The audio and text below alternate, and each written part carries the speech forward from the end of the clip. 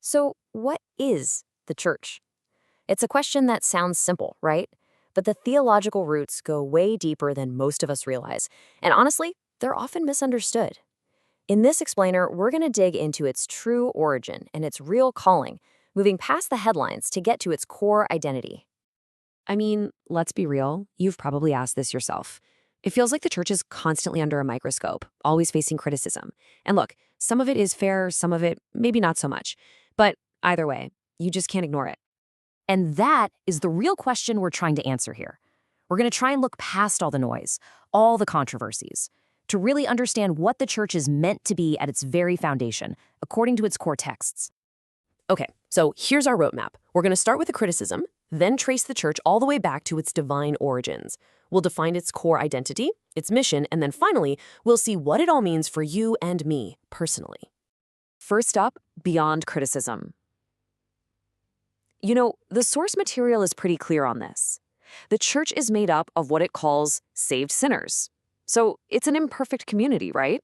Of course there are going to be valid criticisms. But if we stop there, we're missing the entire point. And this slide right here, this is absolutely crucial. The church doesn't get to define itself.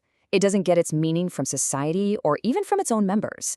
Its identity, its purpose, its whole reason for being is given to it by God. It's not just another club or a social group. It's designed to be something fundamentally different.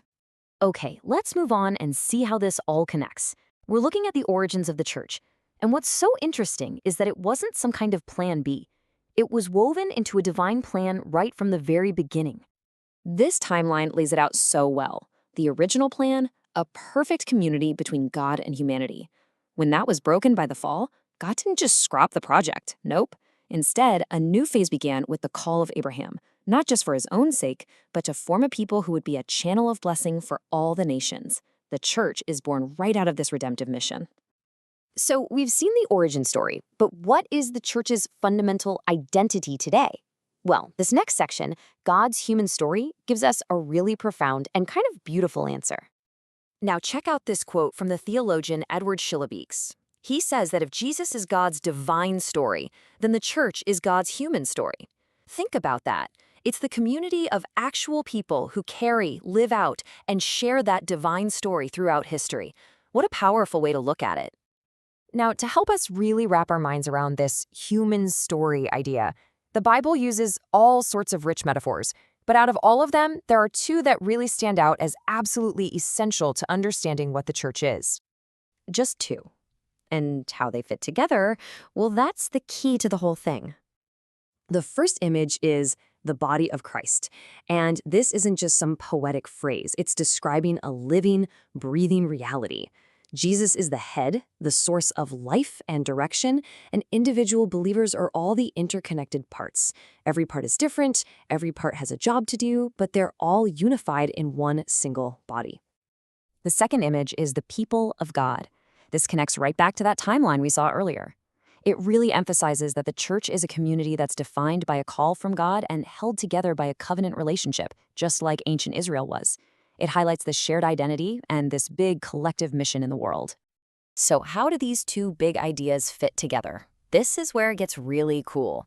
The body of Christ image takes that collective idea of the people of God and makes it deeply personal. See, it's not just about belonging to a group, it's about being personally and spiritually united with Christ himself, which is what makes the whole community truly universal.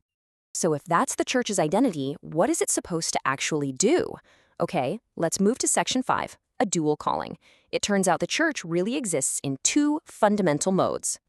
Take a look at this comparison. On one hand, you have the gathered church. This is when believers come together for worship, fellowship, learning, to be built up. But that's only half the story. The other mode is the dispersed church.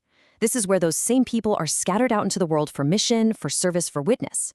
A healthy church, the source material suggests, lives in this constant balanced rhythm, a sort of breathing in and breathing out, between gathering and scattering. And that brings us to our final and I think most important section. This is where all this big theology stuff becomes intensely practical. So, after all this, let's ask the biggest question of all.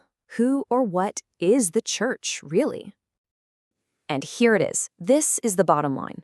The church isn't a building you go to or an organization you join. It's not an it over there that you can just critique from a distance. If you're a Christian, you are the church. It's a huge shift from thinking about them to thinking about us, which means any critique of the church has to start with a critique of ourselves. So what does it actually look like to be the church? This passage from Romans pretty much nails it. It's a call to a life of active dedication, offering our whole selves and constant transformation, resisting the pressure to conform to the world, and instead having our minds renewed so we can figure out what God's will is. And so, the ultimate question isn't just what is the church? It becomes a question for every single believer. As a living, breathing part of God's human story, how are you personally called to be salt and light right where you are? Now that's the challenge and the calling. Thanks for watching.